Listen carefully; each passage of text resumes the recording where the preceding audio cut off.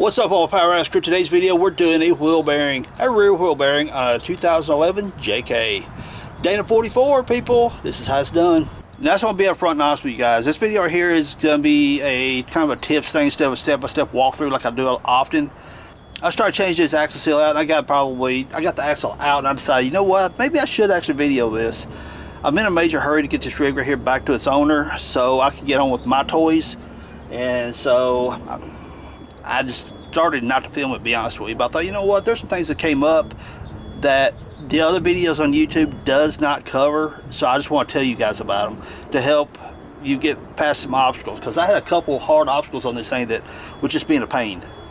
And now that I've got a lot of the stuff out of the way here, I can show you easy what I did to get around some of these obstacles.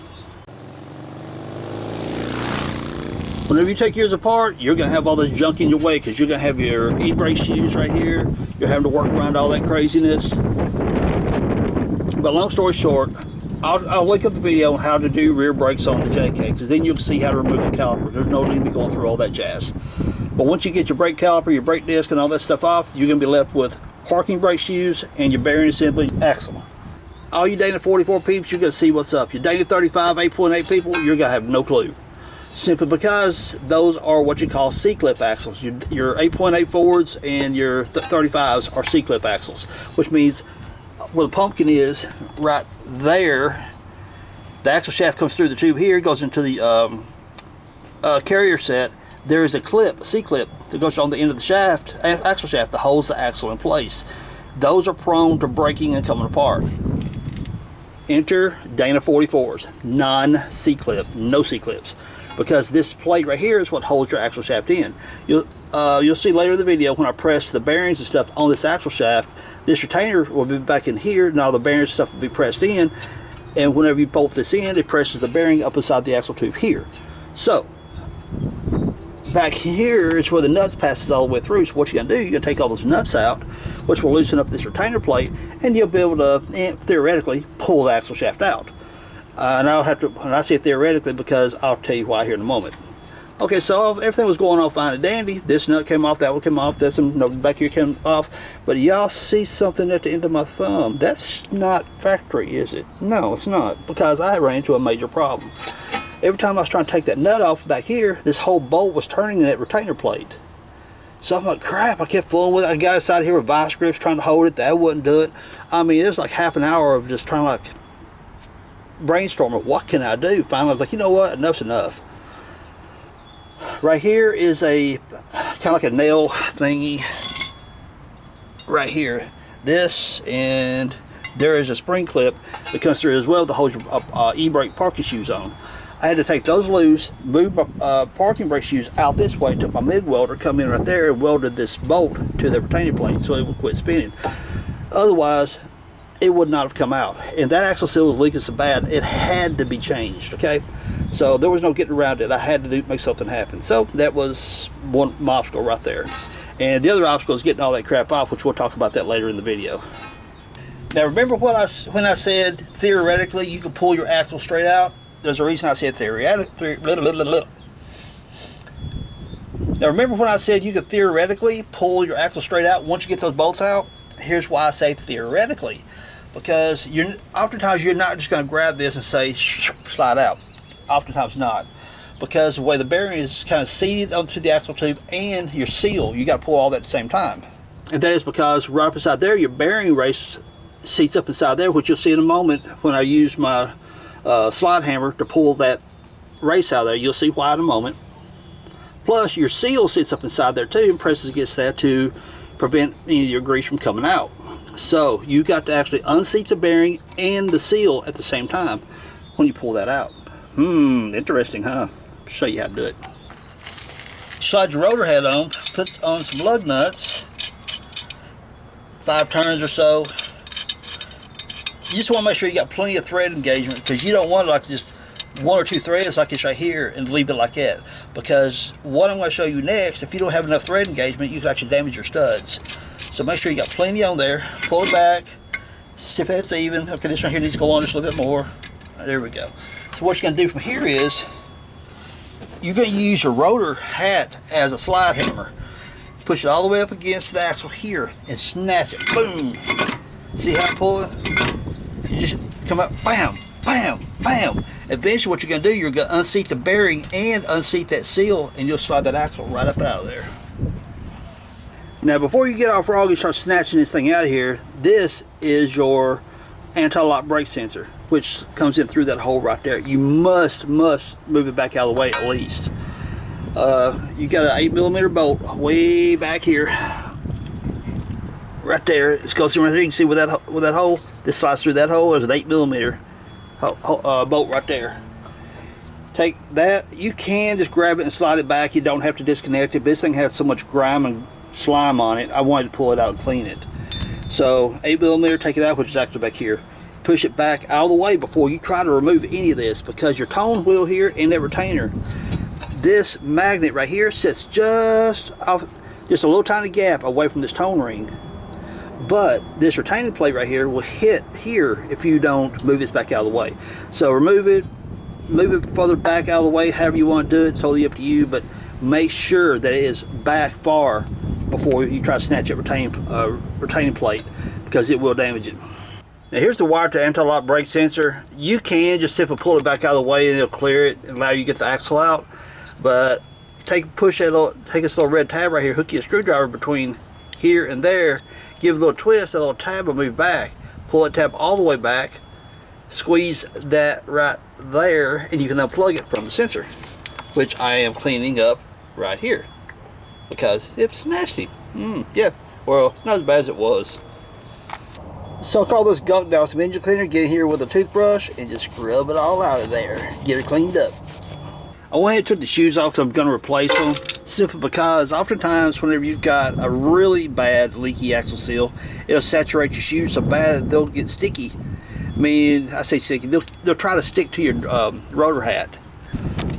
As you can see right there on the rotor hat, that is the leaky axle seal right there.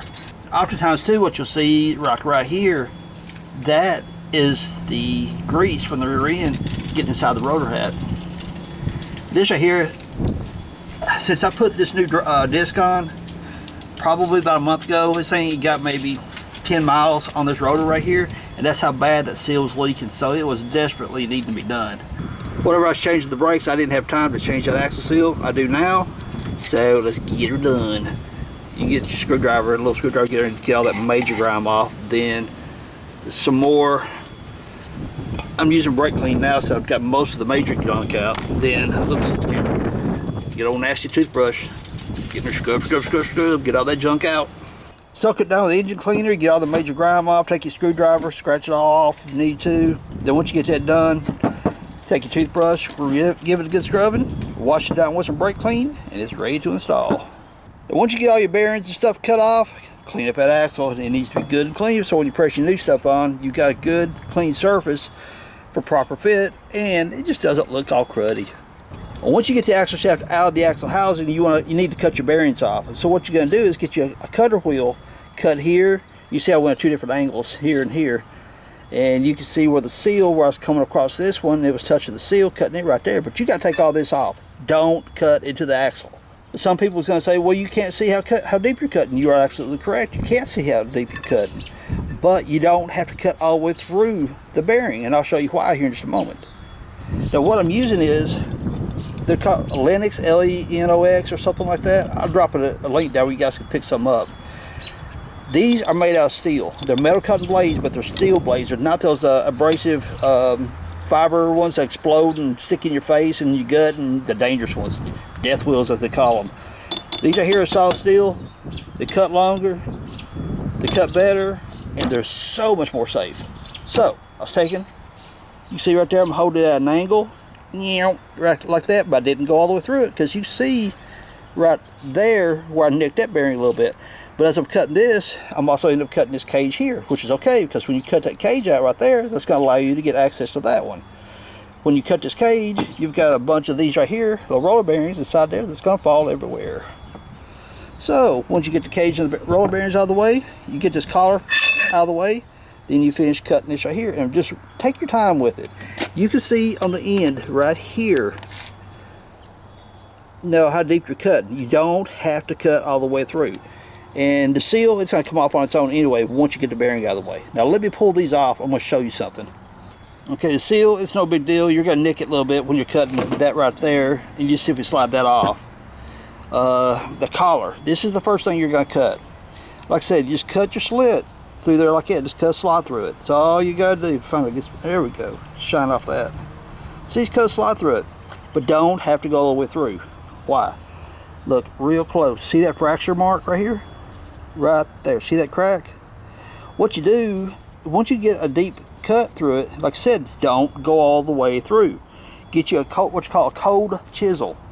And this is like a metal chisel that you use on metal. I mean, a big fat wide end on it. Put it right inside that slit and smack the out of it with a hammer. What it does, once you've cut it quite a bit down deep like that, and this is such hard material that it will fracture. So once you cut that slot and put you a cold chisel right there, smack it hard with a hammer, it'll crack it right there, and it'll release all the pressure, and you slide it right. You can slide it off the axle, but sometimes you may have to take the edge of the chisel and hit on the edge and walk it off the axle. The bottom bearing race, okay, you're going to cut this out of the way first, because this is around that, and it's got those little roller bearings here positioned all inside of it like that. So cut that cage out of the way, get that. Again, you're going to start cutting this inner bearing piece. And if you look real close, you can see the fracture right there. Again, look, I didn't even cut all the way through on this side here, but you can see that fracture. I cut just deep enough, but I didn't go all the way through, so therefore I did not touch the axle shaft whatsoever. Then once you get that cut back, put your cold chisel on that slot, smack it with a hammer, and you've got a fracture right there. You see right there. It releases all the pressure on the axle shaft, and it sets like it's right here, so you might have to take your chisel and get right here on the edge and just bump and tap it off, and they'll walk it right off the axle. It's easy peasy. Now this right here is the back side ring of this right here. So whenever you cut your cage here, this may be attached to that. So you, I mean, again, take your little cut off wheel, cut it off, you're good to go. Take a little look at the axle here. You can see as I walk around it here, nowhere I didn't touch that axle anywhere with that cutter wheel. Just take your time, a little bit at a time. Just don't be in a hurry. Once you pull your axle shaft out of the axle tube itself, you're going to have this right here stuck up inside your axle. It happens a lot. Even though this is actually supposed to be one piece with this right here, it's supposed to be one piece altogether, and you'll see when we put the axle back in. But oftentimes whenever you pull it all apart, this ends up staying stuck up inside the tube. What do you do? What do you do? Let me show you. You go to Harbor Freight, or if you haven't got one already, go get you one of these 2-pound slide hammer puller sets. And what you've got is a series of hooks and just different attachments that goes along with it. As you can see, it's missing right now. Why? Because it's over there.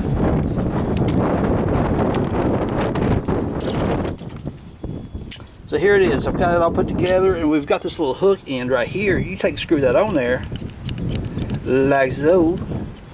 You see I've already pulled it out. But I intentionally kind of drove it parts of the way back up in there so I could demonstrate. So you take this in, hook it on the back side of that bearing, then take it right here and slide it back. See how it's moving? Come over on this side, hook it, boom. I know it looked a lot easier than it probably will be when you do it because I've already pulled it out, but it actually seats way back up inside here. And if that tip right there doesn't hook it just right, you can use, put this kit together right here, because it's got a sharper edge right here. And again, you'll just hook it on the back side of that bearing race and keep tapping it. They'll pull it out. And this little kit was like 30 bucks or something like that. And you can use it for so many different things. Now let's get ready to put this bad boy back together.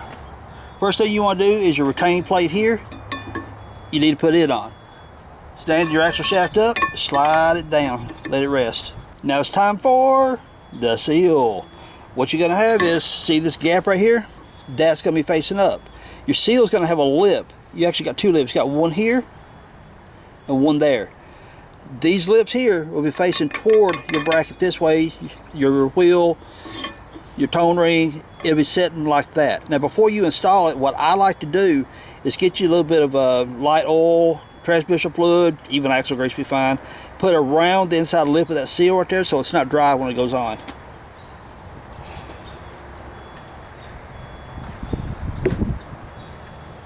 And of course you can't see it off camera, but that's what I'm doing right here, see? So then you take your seal, come right down over top of it like this, and press it on gently. Make sure it's good and even. Now it's time for ta-da, the bearing. Bearing number A10, and the axle seal is 9912, and I got these out of Riley's.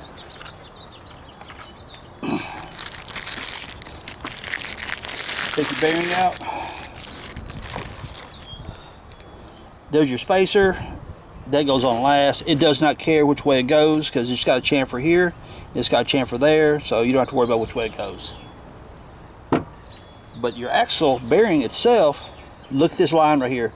This piece I told you guys earlier that you had to cut off is this ring right here. So if you remember, this ring was closer to your seal, so your bearing goes on like that.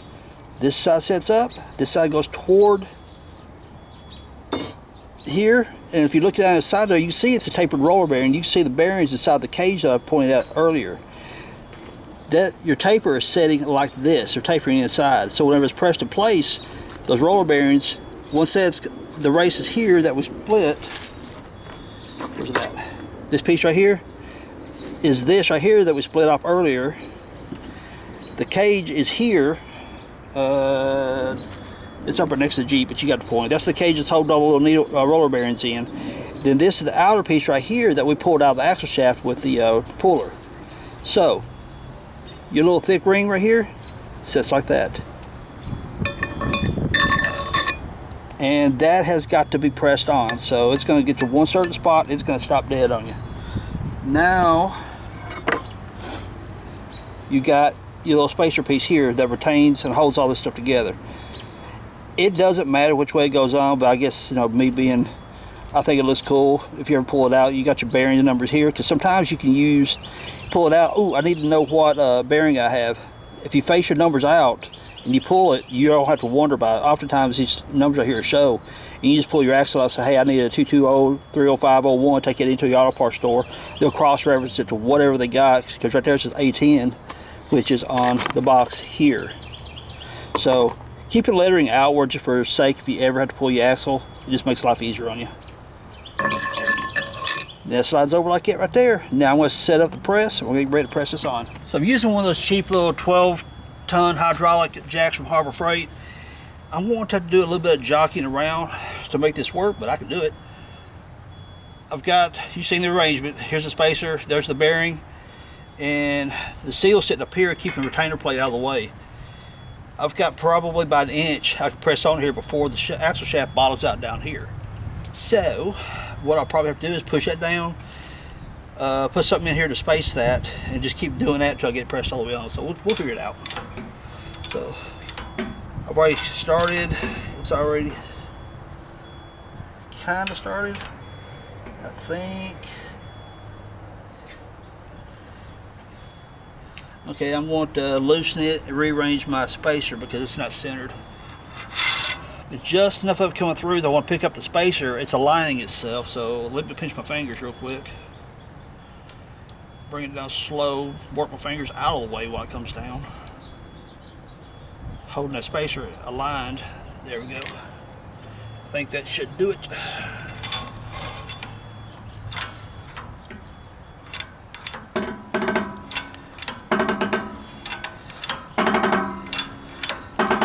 Now, I put a little bit of transmission fluid on the lip of the seal itself. Do not put any lube on this area here. You want that dry.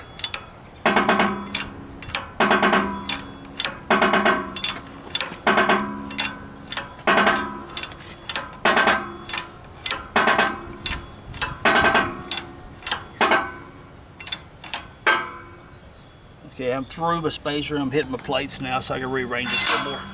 So what I ended up having to do, this is the old one, as you see right there from the split. And I showed you when I split that and I smacked it with a chisel how it fractured it. So now this piece right here will actually fit up in that loose, sort of. So what I was getting is that I was pressing that bearing and that collar, the new collar, at the same time. And I was kind of wondering, okay, why is it being so cantankerous here? So I used the old one because it's a loose fit on this now to press that bearing up in place. So now I think I'm going to go ahead and press that bearing the rest of the way with this, then come back and press the collar on separate, because I got two interference fits, the bearing and the collar at the same time, and it's like really super hard to press it, which it should be because you don't want it coming off. So I'm going to go ahead and finish pressing that bearing on with this, walk this back off, and then press the collar on. So instead of using that big thick collar, I'm using the half of that bearing that I split, which the split's on the back side here. I'm using that to press this bearing the rest of the way on, then I'll push the collar on, because this saving your old parts to press with is a very good idea, because this thing right here will be loose, so I can knock it back off. And this also gives me a little bit extra gap, because right here I've got very little room before it starts hitting that bar down there. So that's going to give me pretty darn close to finishing out the whole press. If not, then I can take that other collar, put it on there, finish it out. So let's crank her on down, see what we get.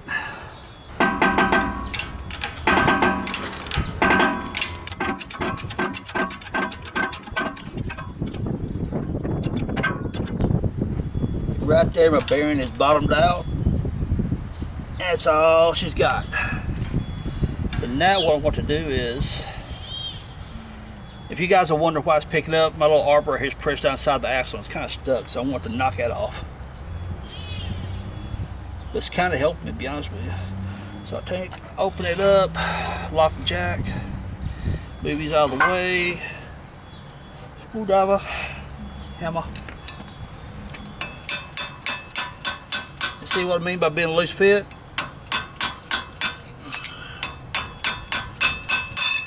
Ta-da! And right there, that split where we cut it earlier, and I showed you where it fractured on the back side, this is now a loose fit instead of being a tight interference fit. So I can use this to press bearings with. Save your old junk, you never know when you need it. So now we slide this one up. And for kicks and giggles,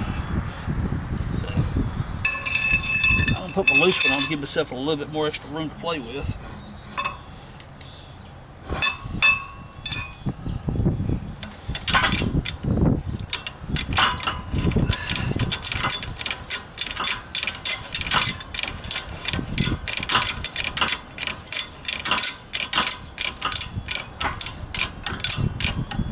There she goes, she's sliding on. That collar is like a heck of a lot tighter than that bearing is. So we'll finish pressing that out. I don't want to bore you guys to death. Or pressing it on, should I say. Phew, people. That was not easy. That collar going up on to hold the bearing and all that stuff in place, it is ridiculously tight. And you know those times, for those of you out there who use presses, how you push and you push and you push. All of a sudden, bang, it pops. Yeah, it did that a few times. So we've got that pressed on there. Again, using some of the parts I cut off to help press with saves you a lot of headache, because it allowed me to space this up, because that is like within probably 1/4 inch of touching that bar down there. So there you go. Now if you don't have a press, find your local machine shop or something like that, have them press it on. It shouldn't charge you about a few bucks. So alright, let's put the axle back in the Jeep. There you go, people, save your parts. W44 bearing installation tools. Check. Take your rag, make sure that's good and dry, because you want that as clean and as dry as possible. And maybe I'm being overly precautious, but always take me a little bit of differential grease, pour it down inside that bearing right there, and put her together. Okay, there's a little bit of a trick here. When you feed these axle shafts back up in there, you're going to be in the tube, the bottom of the tube, pretty much all the way over until you feel a sudden hit. When you feel that sudden hit, you're on right into the pumpkin, or should I say the differential. Then you gotta pick it up. Okay, right there I'm hitting, and I'm in the bearing. Make sure you're getting no debris up in there. There we go. And See, where's that? Right there. So now you just got to mess right there. I just hit the splines of the differential. So once you hit the splines, take your coupler, your bracket, move it up, and now watch this. That bearing right there slides right up in there. So what's got to happen from here, that bearing is going to keep the axle centered within inside the axle tube. And as I tighten these right here up, what it's going to do is take a seal, it's going to press the seal up inside the axle tube. So just keep pushing it until the bottom's out. Right there. So now my seal is the next thing to go into the tube. So now I need to take my retaining plate and start tightening up my bolts, which will pull the seal and seat it. Now I just said tighten that plate down right there, but there's one little detail I didn't tell you. There's a certain sequence you need to do this right. As you tighten down the nuts back here, which are 18mm, tighten up this one, then come over here, tighten up that one, watch you knock the ratchet off, then tighten up that one, then tighten up that one, and keep crisscrossing back and forth as you go till you get it tight. Why would I have to do that? Because think about it.